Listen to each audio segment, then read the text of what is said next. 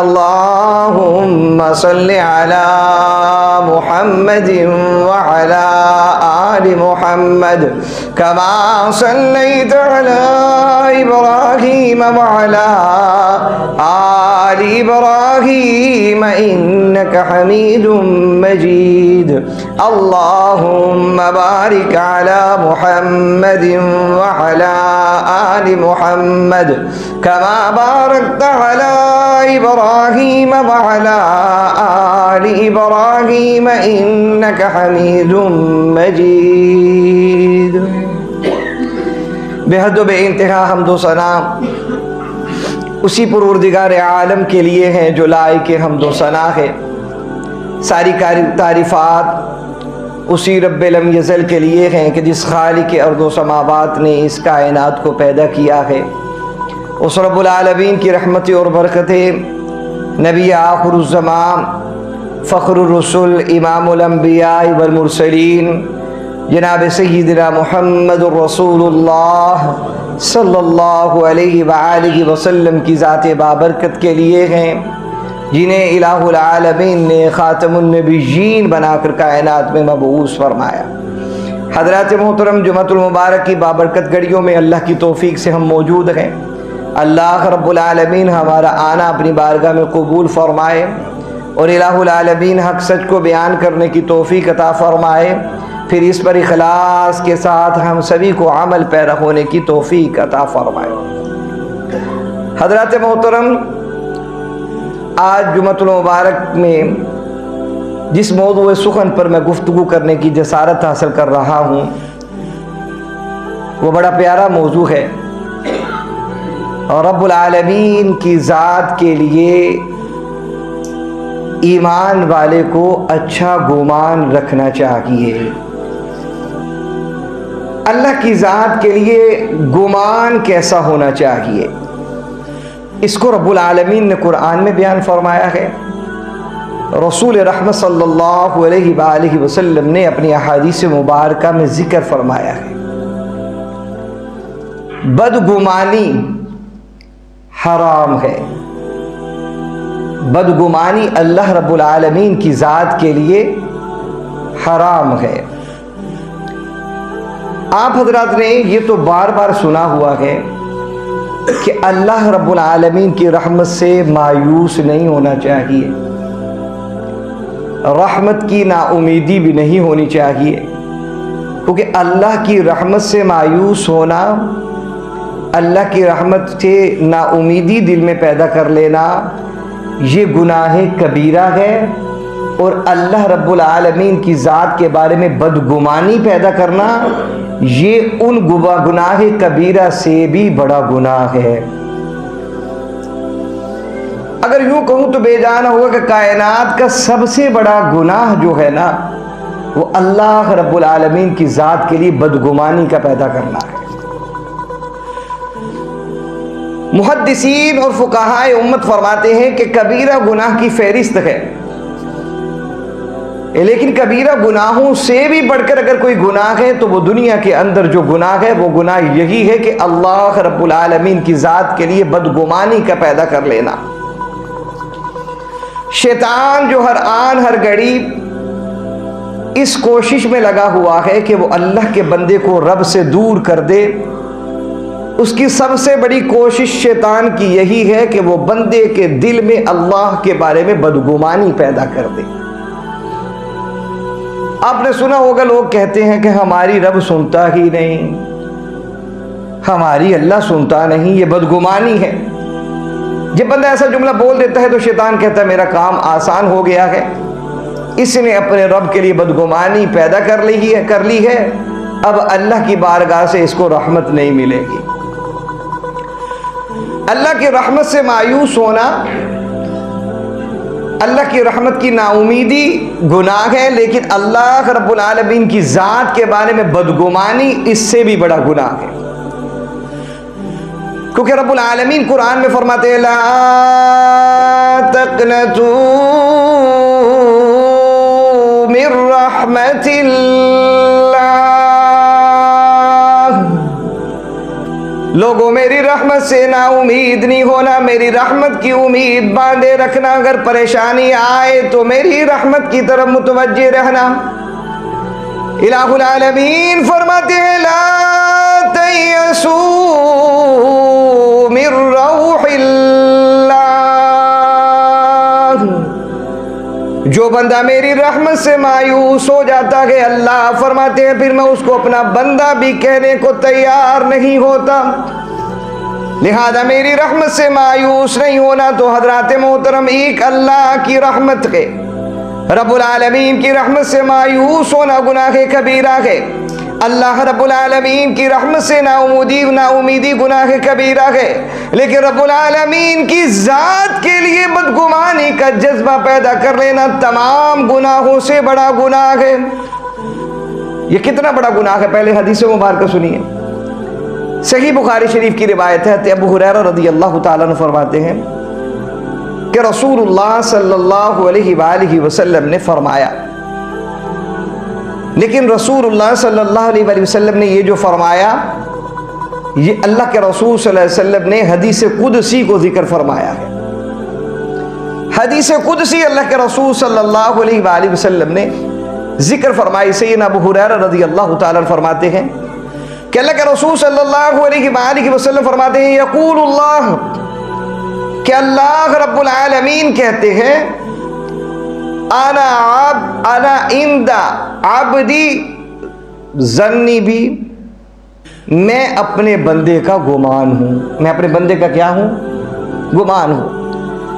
और ये गुमान इतनी बड़ी ताकत है कि जिब्रील भी ऐसी ताकत नहीं रखता जितनी ताकत अल्लाह के लिए हुस्न ज़न रखने में अल्लाह ने रखी है। इसका इस्तदलाल आप किस तरह समझेंगे? हज़रत इब्राहीम अलैहिस्सलाम को चीखा में डाला हुआ है, आग जल रही है। जिब्रील अमीन तशरीफ़ लाए, इब्राहीम बताइए मैं आपकी कोई मदद कर सकता हूँ? अगर कहें तो मैं पानी का एहतमाम करूँ, पानी आग को बुझा दे। लेकिन इब्राहीम अलैहिस्सलाम का हुस्न ज़न था अल्लाह की बारगाह में, अल्लाह के लिए हुस्न ज़न रखा था इब्राहीम ने कि नहीं जिब्राईल, मुझे तेरी ज़रूरत नहीं, मेरा गुमान अल्लाह के लिए बहुत बड़ा है। मुझे मेरा रब मुझे इस आग से महफूज रख लेगा। तो मालूम ये हुआ जिब्रील से भी ज़्यादा ताकत है अल्लाह के लिए हुस्न ज़न रखने में। फिर अल्लाह ताला ने बचा लिया। एक और मिसाल सुन लीजिए हुस्न ज़न पर, कुरान बयान करता है ना, अम्मा हाजरा को छोड़ दिया है बियाबान जंगल में, दूध पीता हुआ बच्चा साथ दे दिया है।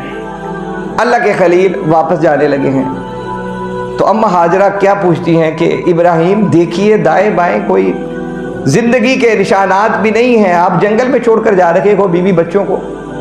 हम तो आज घर में अकेला बच्चा छोड़कर नहीं जाते कि कोई उसके पास रहे। लेकिन अल्लाह के खलील थे, फिर खलील होना इन्हीं को सजदा है, हज़रत इब्राहीम अलैहिस्सलाम को। हज़रत अम्मा हाजरा फरमाती हैं कि इब्राहीम देखो दाएं बाएं कोई ज़िंदगी के आसार नज़र नहीं आ रहे, आप हमें किसके आसरे पर छोड़कर जा रहे हैं? तो इब्राहीम खामोश रहे, कुछ नहीं बोले। हजरत अम्मा हाजरा जब हजरत इब्राहीम अलैहिस्सलाम को बार बार पूछती हैं कि इब्राहीम इस बियाबान जंगल में जहां जिंदगी के आसार नहीं है, खाने पीने की अशिया भी नहीं है, हमें क्यों छोड़कर जा रहे हो? पलट कर तो देखो। हज़रत इब्राहीम ने पलट के नहीं देखा। फिर अम्मा हाजरा ने बुलंद आवाज से ये कहा कि इब्राहीम क्या यहाँ छोड़कर जाने के लिए मेरे रब का हुक्म है? तो हजरत इब्राहीम ने सिर्फ इतना जुमला कहा, नाम, हाँ हाजरा अल्लाह का हुक्म है, यूं सर हिला दिया। तो अम्मा जान हाजरा ने क्या फरमाया? आपने फरमाया कि फिर मेरा अपने रब से गुमान ये है मेरा रब हमें ज़ाया नहीं करेगा। आज हर कोई चाहता है वो सफ़ा और मरवा की साई करके आए, बैतुल्लाह में हर कोई जाना चाहता है, तवाफ़ करे, मुल्तज़िम में गिड़गड़ाए अल्लाह की बारगाह में, मकाम इब्राहीम पर दोगाना पड़े। हर कोई ये चाहता है ईमान वाला। और ये तमाम चीज़ें जो हमें मिली हैं किस वजह से मिली हैं?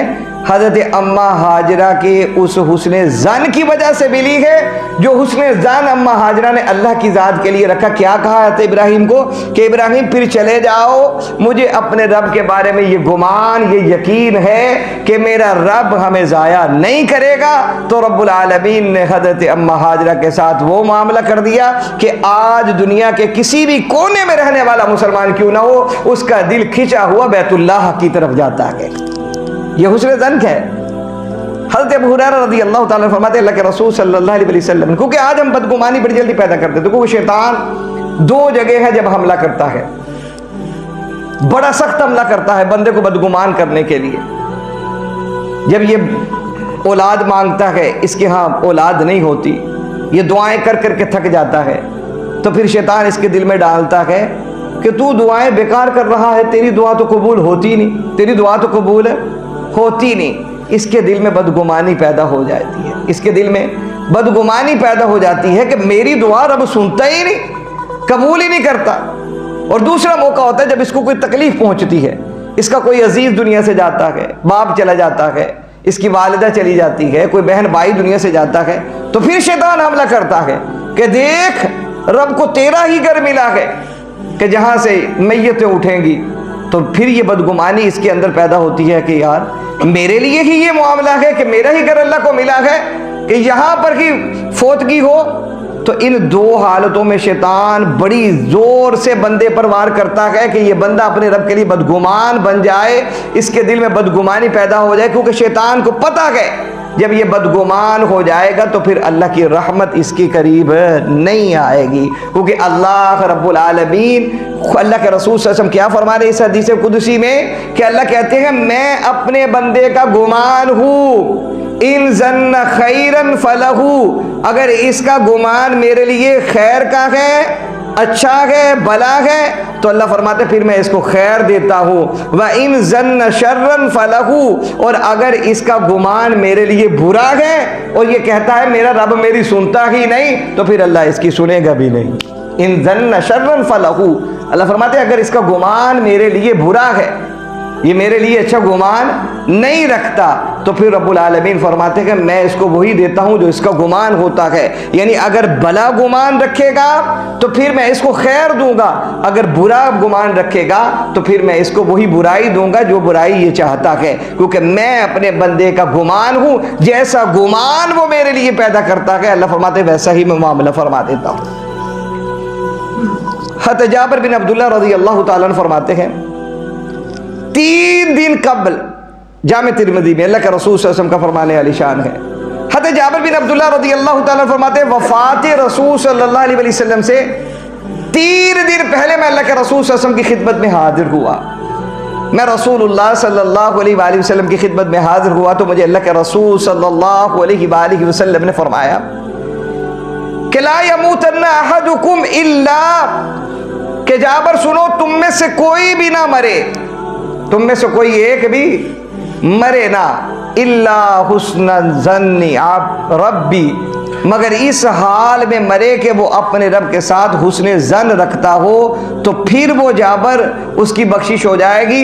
اگر وہ اللہ کے بارے میں بدگمانی دل میں رکھ کے مر گیا تو پھر اس کے لیے ہلاکت ہے. حضرت جابر بن عبداللہ رضی اللہ عنہ فرماتے 3 دن پہلے میں اللہ کے رسول صلی اللہ علیہ وسلم کے پاس گیا جب آپ کا وصال ہونے والا تھا. آپ کے وصال سے 3 دن پہلے جب میں گیا تو رسول اللہ صلی اللہ علیہ وسلم نے کیا فرمایا کہ جابر بندہ اس وقت تک نہ مرے جب تک وہ اللہ کے بارے میں حسن ظن نہ رکھتا ہو.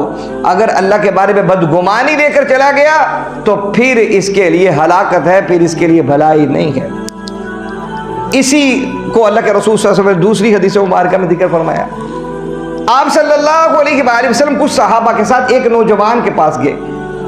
ابن حبان کے اندر یہ روایت ہے رسول اللہ صلی اللہ علیہ وآلہ وسلم ایک نوجوان کے پاس گئے, وہ بیمار تھا, اور رسول اللہ صلی اللہ علیہ وآلہ وسلم بالکل اس کے مرض وفات میں اس کے پاس پہنچے کہ تھوڑے ہی وقت کے بعد اس کی روح پرواز کر گئی اور وہ فوت ہو گیا. رسول اللہ صلی اللہ علیہ وآلہ وسلم اس لمحے میں اس نوجوان سے پوچھا کہ بتا اس حالت میں تیرا گمان اللہ کے بارے میں کیا ہے. اللہ کے لیے گمان اچھا رکھنا یہ کوئی معمولی چیز نہیں. یہ ایمان ملنے کے بعد سب سے بڑی دولت ہے. اس پر میں حدیث سناؤں گا آپ کو, اس پر حدیثیں سناؤں گا انشاءاللہ العزیز, میں نے وہ ساری اکٹھی کی ہیں. تو اللہ کے رسول صلی اللہ علیہ وآلہ وسلم نے اس نوجوان سے پوچھا کہ بتا تیرا اس حالت میں اللہ کے بارے میں گمان کیا ہے؟ تو وہ نوجوان رسول اللہ صلی اللہ علیہ وآلہ وسلم کو کہنے لگا, اے اللہ کے حبیب صلی اللہ علیہ وسلم, میں اس حالت میں اللہ کی رحمت کا امیدوار ہوں, اللہ کی رحمت پر یقین رکھتا ہوں, وہ میرے گناہوں کو بخش دے گا. لیکن دوسری صورت یہ ہے, اپنے گناہوں کا خوف رکھتا ہوں کہ میرے گناہوں کی وجہ سے میری پکڑ نہ ہو جائے. لیکن رسول اللہ صلی اللہ علیہ وسلم, میں اس حالت میں اللہ کی ذات کے لیے پر امید ہوں کہ میرا رب میرے گناہ کو بخش دے گا. تو رسول اللہ صلی اللہ علیہ وسلم نے فرمایا کہ اگر اسی حالت میں تو چلا جائے گا تو پھر میں محمد عربی صلی اللہ علیہ وسلم یہ ضمانت دیتا ہوں, جو اللہ کے لیے ایسا گمان رکھ کے دنیا سے چلا گیا وہ جنت میں ضرور جائے گا. اللہ کے لیے بدگمانی نہیں رکھنی, گمان درست رکھنا ہے.